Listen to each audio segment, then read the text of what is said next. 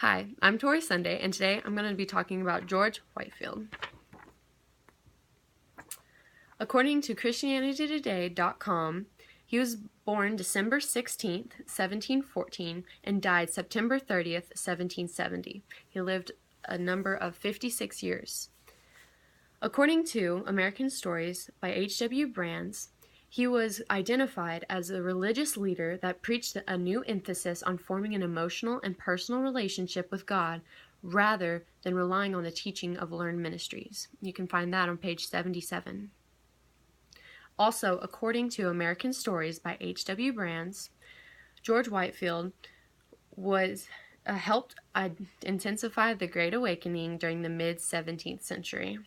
The Great Awakening was a widespread evangelical religious revival movement of the mid-1700s. It divided congregations and weakened the authority of established churches in the American colonies, found on page 89. He was identified as the most popular evangelical during the Great Awakening. He had dynamic personality traits to sustain the revival of the Great Awakening. His quality traits included being an inspiring preacher, young, not an original thinker, but a great public speaker.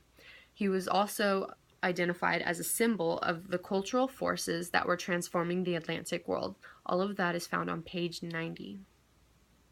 He described himself as a Calvinist, which the dictionary defined as an adherent of the Protestant theological system of John Calvin and his successors. Whitefield ran speeches all around the American colonies during the mid-17th century. His audiences included all groups of American society, including the rich and the poor, the young and the old, the rural and the urban, and invited all Protestants, even though he was a Calvinist identified, but he invited all of them, and he spoke anywhere available. According to uniontheology.org, he was also an entrepreneur like his father.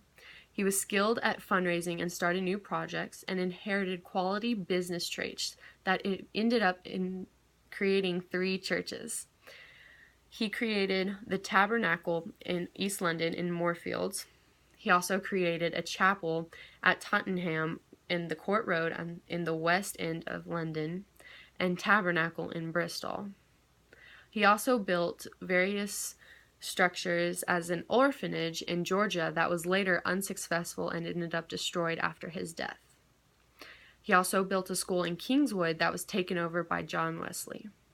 Overall, I believe that George Whitefield was a great religious leader within the Great Awakening.